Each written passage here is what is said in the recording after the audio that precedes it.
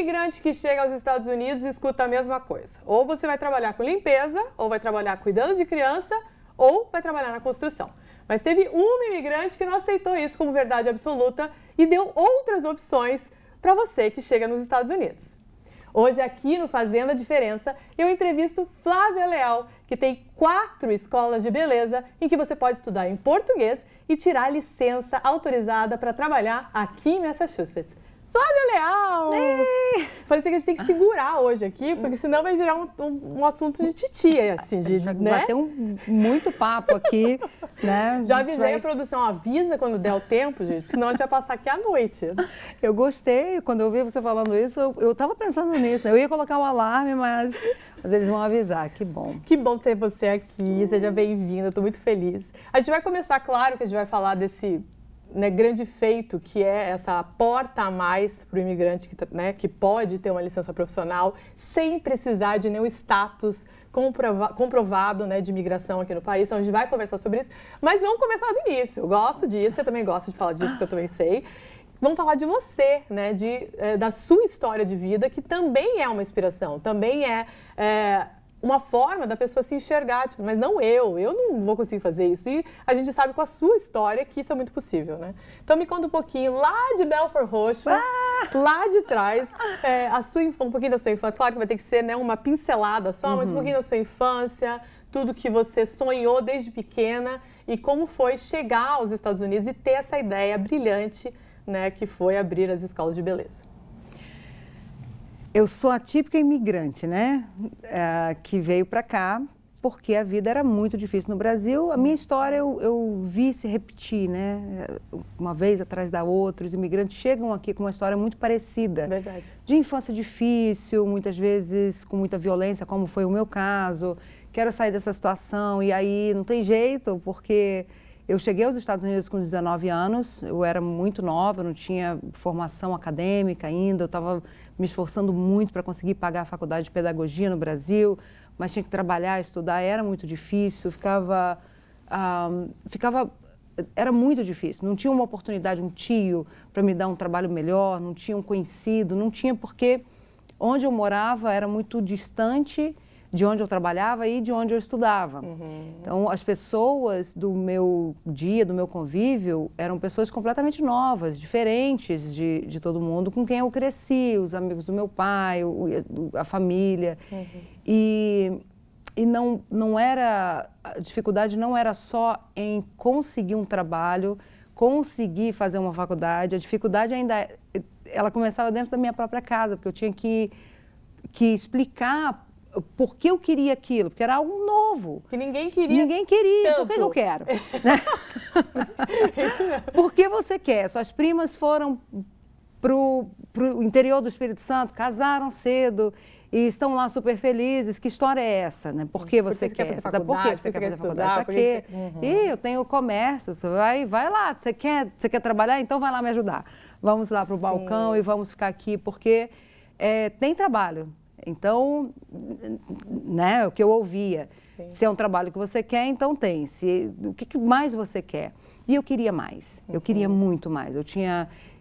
Quando assistia as novelas das 8, eu me imaginava naquele cenário, naquelas viagens, dirigindo um carro muito legal.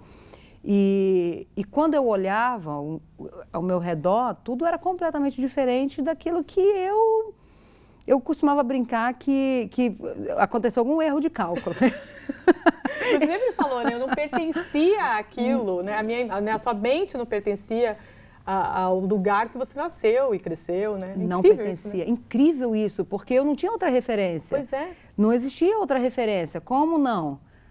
E as pessoas me chamavam de ingrata, de mania de grandeza. Flávia tem mania de grandeza, olha só, era muito difícil. E o pensamento, a gente tem que pensar também no pensamento dos pais daquela época, porque hoje, você pensar nesse raciocínio, falar assim, como assim que eles não queriam, que eles não gostavam, que você queria ir em frente, estudar, era completamente diferente também, Era muito diferente.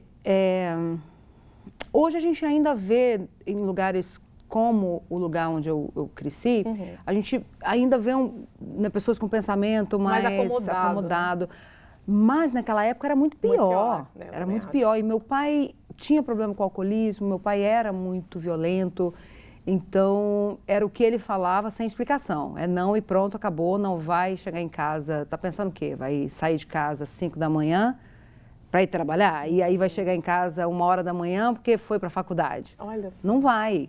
E não tinha celular. Né? A gente está falando de o quê? 97. Exatamente. 97, 98, 99. Eu cheguei aqui nos Estados Unidos em 2000. E eu fui ter celular com, sei lá, era difícil. Então, eu não tinha internet em casa, não tinha computador em casa, não tinha como a gente se comunicar. Minha mãe ficava orando, pedindo a Deus para eu chegar em casa. Olha só. Viva. E ela, mil planos, como eu conheço a Flávia Leal.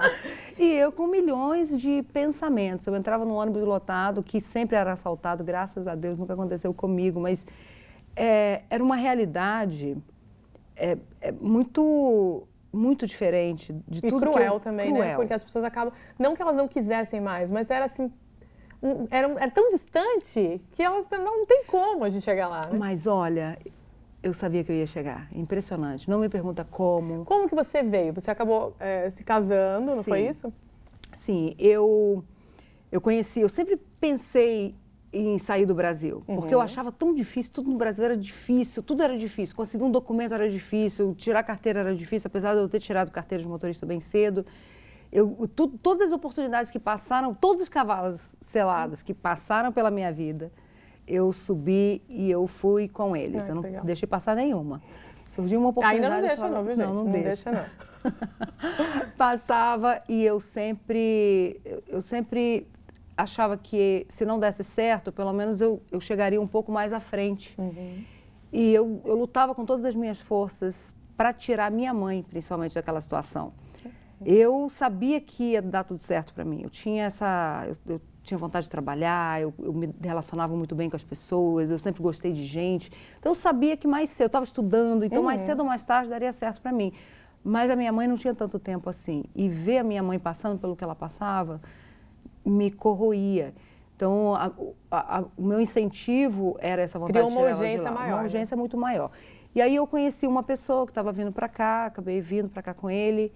E iríamos ficar aqui por um tempo curto, mas quando eu cheguei aqui eu me identifiquei muito com esse lugar. Eu amo os Estados Unidos, eu gosto muito daqui, gosto dessa região de New England, gosto de Boston. Já morou na Flórida e quer morar no frio, já voltei para cá. Humano. Já voltei para cá. Aqui a gente tem, o clima é frio, mas aqui a gente tem uma coisa tão diferente, eu acho, dos outros lugares. Aqui a gente se conhece, aqui a gente tem meio essa coisa... A comunidade é diferente, né? Eu acredito. A gente tem essa coisa do calor humano que a gente tanto fala que sente falta no Brasil. Eu sinto que a gente tem isso aqui em Boston. A gente conhece as pessoas são mais acolhedoras, né? E eu gosto muito disso, né? Eu fui praticamente criada no interior do Espírito Santo, no sul do Espírito Santo, que é roça. Eu gosto de gente da roça, que entra na casa, no pé de desse jeito. Tomar um cafezinho, bolinho de tarde, eu gosto, gente. E aqui a gente tem isso, né? Tem. E para mim isso é muito importante, é o percurso, o caminho. E aí, a história da escola, eu adoro, você sabe, né, gente, que a gente fica aqui horas, como eu falei, mas aí a escola, como que surgiu essa ideia? Eu, lógico que eu sei toda essa trajetória, mas também sei que começou de uma atitude que eu acho que muita gente já teve, mas não pensou em criar uma escola disso, que é um dom, né, que você tinha o dom de pintar primeiro e depois pensou em pintar rostos, né? Olha o ponto que você... Eu não ia responder isso, eu nem lembrava que foi por causa disso. Eu falei para ela, a primeira vez na vida que eu não vou precisar estudar para fazer uma entrevista, Meu gente. Deus do céu. Nossa, você lembrou de um detalhe bem interessante. A minha irmã, não sei se você sabe disso, a minha irmã... Vamos ver. Ela acordou de manhã com uma ideia. Eu acho que não sei essa história. E falou, olha, já procurei uma escola, lá tem cabeleireiro e tem estética. E eu já pensei em tudo. Eu já liguei para lá, já marquei um apontamento para a gente ir lá. E eu vou me matricular em cosmetology, você vai fazer estética, a gente vai abrir um salão depois. E aí ela me enganou. Eu me matriculei e ela foi fazer fotografia. Ela foi fazer fotografia. Suelen. Você e Suelen. Mas também fez certinho também, porque arrasa demais, né, na foto. Arrasa na fotografia, se deu super bem. Nunca fez cosmetólogos, nem na minha escola ela não fez, pelo menos para eu falar assim, não, ela queria fazer o curso, me levou, não foi para me enganar. Enfim, tudo, eu creio que tudo, você sabe como eu penso, tudo acontece da forma que tem que acontecer. Nada acontece por acaso. Sim. E aí eu estava lá, quando a minha mãe ficou doente, eu acabei deixando o curso. E durante a doença da minha mãe, para não enlouquecer, eu comecei a fazer telas de lençóis, montar a tela, passava primer e comecei a pintar, costurar e fazer tudo quanto era trabalho manual que eu conseguia fazer, porque o trabalho manual, hoje a gente sabe, né? Existem estudos que provam isso, que o trabalho manual é terapia mesmo, mas na época eu fazia como instinto de sobrevivência. Eu não tinha o que fazer dentro de casa, sem poder trabalhar com uma criança recém-nascida e minha mãe com câncer no pâncreas, uma notícia devastadora que chegou de repente, minha vida estava toda encaminhada, eu tinha comprado uma casa, tinha refinanciado. Feliz que ela estava aqui, porque foi o seu primeiro objetivo nisso tudo. Sim, né? Já faziam 10 anos que ela morava comigo. Minha mãe era minha melhor amiga, minha mãe estava comigo o tempo todo, minha mãe cuidava da casa, de mim, de tudo. Chegava, tinha comidinha pronta em casa, eu sempre cuidei dela e ela sempre cuidou de mim. E eu já tinha começado a empreender no ramo de real estate, comprei uma casa. Nesse momento em que eu descobri a doença da minha mãe, eu tinha feito os meus primeiros $100 mil, estava me achando rica forever e estava estudando, estava fazendo faculdade, porque o grande sonho da vida da minha mãe era me ver vestida de roupa de formatura. E eu, aos poucos, fui fazendo faculdade, porque eu também queria aprender a falar inglês. E eu, como não gosto de fazer só uma coisa, eu pensava, eu vou estudar e fazendo faculdade eu vou ter que aprender a falar inglês. Né? E aí estava fazendo o curso, querendo fazer enfermagem, mas fui fazendo aos pouquinhos. E veio a notícia da doença da minha mãe, né? E aí meu pai faleceu enquanto a minha mãe ainda estava na UTI, foi tudo muito rápido. E eu entrei em uma depressão muito forte, fui obrigada a parar com tudo que eu estava fazendo, ficar em casa cuidando da minha mãe. Foi quando veio a ideia dos trabalhos manuais e tudo aquilo. E em 11 meses a minha mãe partiu, faleceu no meu colo e foi um momento muito desafiador. Eu tinha perdido meu pai já, então se a gente for calcular o tempo, em 11 meses eu perdi tudo que eu tinha construído no Brasil. Eu tinha enviado muito dinheiro para o Brasil, tinha comprado coisas lá, tinha montado um restaurante para o meu pai em frente à praia. Então, era um ponto alugado, perdi tudo que eu tinha investido, mais de R$300 mil. Tinha comprado algumas coisas lá, também não procurei saber, eu fiquei muito mal aqui. Minha mãe tinha 70% de chance de falecer, né? Então, quando a gente faz os cálculos, em 11 meses eu perdi tudo. Fiquei com uma dívida gigantesca, a brincadeira que eu sempre falo, né? O primeiro milhão que eu fiz foi para trás. E o lado psicológico também, principalmente. Né? Foi literalmente naquele momento em que a pessoa acha que não tem mais saída, que foi onde realmente as escolas surgiram, né, Flávia? Nem foi ali. Quando minha mãe faleceu, eu fui em busca de recuperar a casa, né? Porque a casa estava indo para leilão. Eu fiquei com uma dívida gigante, porque eu tive realmente que cuidar dela. Eu deixei tudo acontecer até o último suspiro dela. Eu estava ali me dedicando 100%. E quando ela partiu, foi em maio de 2009, eu falei, e agora? E agora? O que eu vou fazer? E fui fazer maquiagem. Eu já tinha uma experiência com maquiagem, já tinha noção de pintura, tinha minha experiência com pintura de telas ali. Falei, quem pinta tela vai pintar rosto. Eu estou treinada, eu já sabia maquiagem, mas eu treinei bastante durante esse período.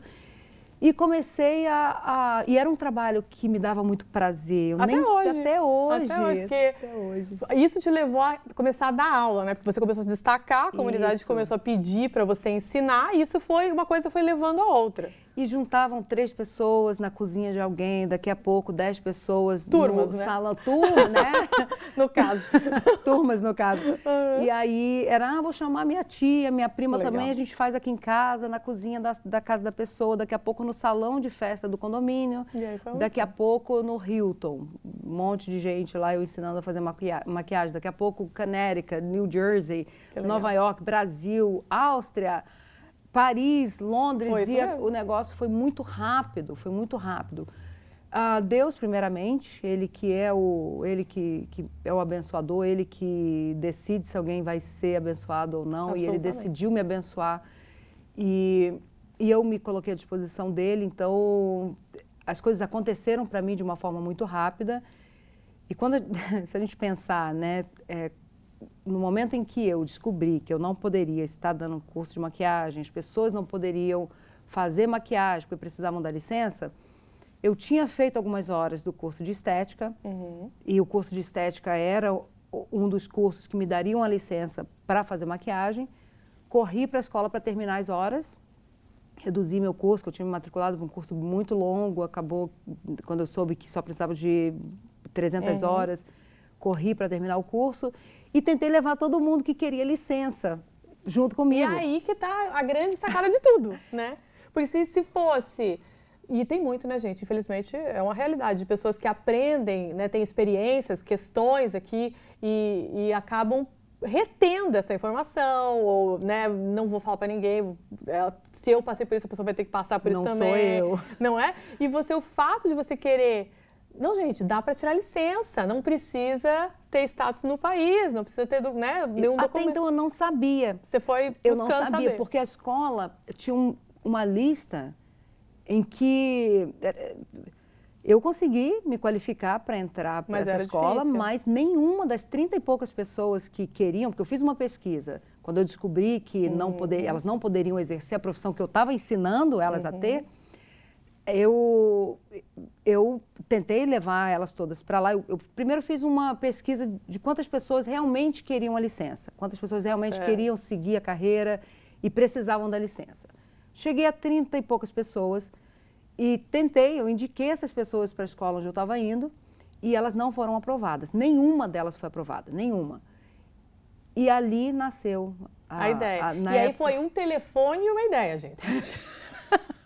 um fax. Um fax sem linha. E um sonho. E um sonho, um fax e um sonho. Acabou. Só. Uma desk que eu peguei de uma pessoa que estava doando, coloquei no espaço e aqui vai ser a escola. E não estava nem fechado o contrato ainda, porque eu não tinha dinheiro para pagar, não era nem o aluguel. Porque como a gente estava vindo de uma crise muito forte, né, em 2010, isso foi em junho de 2010, pensa. Um ano e um mês depois que a minha mãe tinha falecido, que eu tinha perdido tudo, que eu estava desesperada. Ali, eu aluguei o espaço por pouquíssimo tempo, eu só queria formar aquelas 30 pessoas. E eu nunca imaginei que depois que elas se formassem e tirassem a licença, existiria mais outra turma, né? Outras pessoas. Porque era muito específico. Eu pensava assim, ela precisa que a pessoa queira a licença, seja brasileira, que se ela for americana, ela vai para uma escola americana, né? Tem que ser brasileira, porque eu estou dando aula em português também, e ela precisa fazer estética, ela quer a licença, era muito específico. E 30 e poucas pessoas não é pouca gente. Não, a escola onde eu fui, para começar, tinha 4 alunos. Nada, Éramos eu e mais 3. Com certeza. E eu pensava, gente, eu estou começando 3 turmas com um monte de gente, quase 12, quase as 3 turmas cheias. E o State Board na época nem acreditou, falou, quantos contratos você tem? Eu 32. Você é tudo forjado, pensando. Mentira dela, mentirosa. Mas vamos falar dessa escola, porque eu tive o prazer, né, de trabalhar lá por muito tempo, tenho muito orgulho disso. E a gente, é engraçado como quando a gente fala, é uma escola técnica de beleza, a pessoa fala, que legal. Mas o que exatamente, né, é uma escola? Não é verdade? Não e quando vai lá, fala, nossa, parece uma escola mesmo. Não, mas é uma escola, vocês ensinam isso. É muito tem engraçado. Cadeirinha, tem quadro, nossa, mas que ela legal. é prática. né? Como é que vai aprender?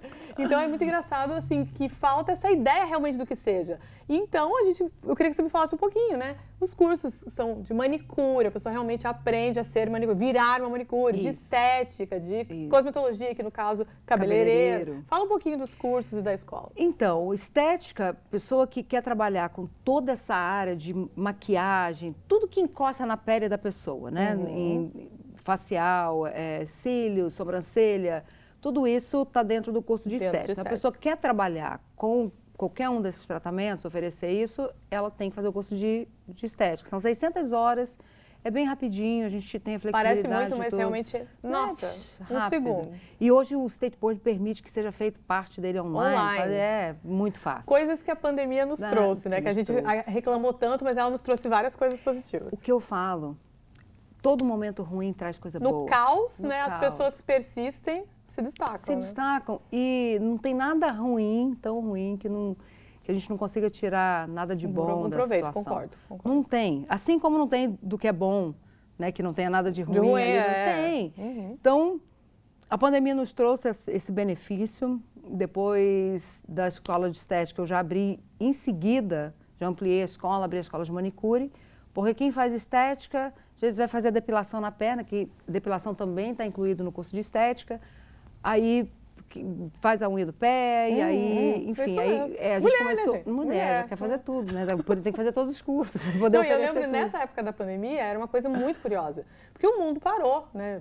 Todo mundo parou, nenhum dos negócios estava rendendo. E as pessoas ligavam desesperadas, porque o salão estava fechado. Eu fui fazer cabelo, porque as pessoas não aceitavam não como resposta. A minha irmã, as pessoas próximas, elas falavam, pelo amor de Deus, mas você tem tinta na sua... Você tem tinta, era igual... coisa, né? Impressionante. Você tem tinta. Foram dois grandes gêneros que não quebraram. Alimentício, né? Que as pessoas comiam mais do que o normal, por conta do desespero, daquela dúvida de saber o que ia acontecer no mundo. E a beleza, que as pessoas começaram a se enxergar, né? E falar, meu Deus, olha minha sobrancelha, olha mais o quê, né? Essa aí sou eu, sem fazer nada, pelo amor de Deus. Isso mesmo. E a gente viu a necessidade de se cuidar, né? O profissional da beleza foi muito... mais valorizado. Ele passou a ser muito mais valorizado depois da pandemia. Verdade. E na pandemia até, inclusive, é engraçado, eu tinha iniciado uma confecção de roupas, de uniformes, contratei 1 milhão de costureiras, era um turno de dia, outro turno de noite, aquela falação, eu não entendia do negócio. Perdi uns 60 mil no primeiro ano, atrasei o pedido todo, veio a pandemia e eu tinha acabado de chegar o material para mim. E aí eu fui para a fábrica também.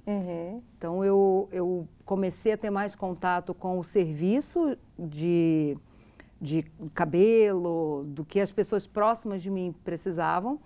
E também fui para a fábrica de costura, fui aprender o processo. Isso me ajudou muito, porque a minha vida é muito corrida. Eu tenho muitos negócios, muita coisa para fazer. O meu dia é muito corrido. E quando veio a pandemia e tudo parou, parece que deram pausa, assim. E você tinha que assumir posições, né, que eram... E também eu tive o tempo de ir lá ver como as coisas, como a roda gira mesmo, né? Parei aquele tempo, porque no início eu estava envolvida em tudo, e com o tempo eu fui saindo das posições e vendo de fora para dentro. Então, na pandemia eu tive a oportunidade de entrar mesmo e ver de dentro para fora novamente. Aprendi todas as funções da confecção, isso me ajuda muito até hoje. Até hoje, eu faço os desenhos, eu faço os moldes, eu corto, eu costuro. Gente, eu chamava ela de Barbie. Me deu um presente uma vez, você lembra? Eu tenho até hoje. Não só pela aparência de Barbie, mas porque, sabe, a Barbie tem várias profissões? É igualzinha, ela tem zilhões de negócios, nem tem relação com o outro, e ela sabe fazer de tudo um pouco, literalmente, não é conversa não. Agora, a gente está falando de um momento de caos, vamos falar desse momento que a gente está vivendo agora. De novo, né? Porque é uma situação para uma comunidade e de imigrantes muito parecida, lógico que são medos diferentes, mas de novo, né? Nós temos o inesperado, o que é que vai acontecer. Primeiro, Queria que você falasse um pouquinho se muda alguma coisa, porque né, sempre pôde, o imigrante sempre pôde se matricular na escola sem mostrar nenhum tipo de documentação, assim. Né, uma matrícula muito, muito simplificada e muito discreta também, não existe né, nenhum tipo de pergunta, entrevista, nada disso. Se isso ainda é assim na escola e qual é o impacto dessa situação hoje nas escolas, Flávia Leal? Olha, muita gente foi embora para o Brasil, mas muita gente ficou muito feliz em ter um diploma, uma licença conquistada aqui em Massachusetts para levar para o Brasil. Porque um diferencial, a gente não pensa nisso, né? No imigrante que foi embora. Se de repente o imigrante tem que ir embora, o que ele vai levar? Ele chegou aqui com uma mala de 23 quilos, né? Alguns nem isso. Vieram com a roupa do corpo. Mas e na hora de voltar? Porque o dinheiro não resolve todos os problemas de um imigrante que volta. Para recomeçar, né? Para recomeçar. O dinheiro não resolve tudo. Ele vai precisar iniciar uma nova etapa da vida dele. E aí, o que ele tem para essa nova etapa? Né? Imagina então, um diploma internacional. Na área da beleza, que é a área que a gente sabe que mais cresce no mundo. É uma das áreas que mais crescem no mundo. E é um leque muito gigantesco, né? A gente começou lá, estética, aí veio manicure, aí cosmetology, aí veio barbeiro, que tá bombando. E aí veio, quer ver outra que está bombando mais ainda? O laser, a remoção de pelo a laser junto com a eletrólise, que veio depois, o board de beleza. Esse curso não era do board de beleza, era do board de nursing. Aí ele autorizou e a gente começou a oferecer esse curso também para que as esteticistas possam fazer remoção de pelo a laser e a eletrólise, que é o que é considerado permanente. E aí, para completar ainda mais, para que as esteticistas possam fazer os tratamentos corporais, drenagem linfática, massagem modeladora, todos os tipos de massagens, né, de todo tipo, aí nós iniciamos um outro ramo, né, que é acadêmico, já nem é técnico, é acadêmico, que é a massoterapia. Gente, as pessoas perguntavam muito sobre massoterapia. Foi uma insistência, né? E que a gente não podia, né, oferecer. Que você falava assim, ó, estão perguntando isso aqui, mas não, pelo amor de Deus, não. Falava mesmo. Aí quando levantava... ela queria abrir uma escola até no subterrânea, ela queria. Aí ela falava assim, não, fala que não. Quando ela olhava para mim, eu estava assim... Tem que precisar fazer, porque como é que a pessoa vai fazer isso aqui? Adora. Desafiozinho. E nunca foi, e você testemunha disso, nunca foi pelo dinheiro, nunca foi. A gente, né, minha produção já está assim, ó, pelo amor de Deus, Luciane, chega, acabou. Mas, né, a gente poderia ficar aqui centenas de horas conversando, mas isso eu acho que é exatamente o ponto que eu queria fechar a nossa conversa. Que desde lá resgatando tudo que a gente conversou, né, desde o sonho da sua mãe, né, de ver você se formando, virou o seu sonho, né, ver outras pessoas se formando. É visível a sua felicidade nas formaturas, que tem, viu, gente? Formatura com beca. Com história, né, com motivo para existir. Tem tudo, tem prêmio, né, da melhor aluno. Então, que leva o nome da minha mãe. Exatamente. Que é um negócio que me faz muito feliz. E com todos esses cursos, né, o que eu penso, a pessoa quer realmente ter o melhor, quer ter uma profissão realmente que seja admirada, que seja respeitada, ela tem que ter mais conhecimento. E aí foi um curso atrás do outro. Hoje, nesse momento que a gente está vivendo, muitas pessoas vão embora para o Brasil com vários diplomas, então elas têm um leque gigantesco no Brasil para iniciarem a carreira delas lá.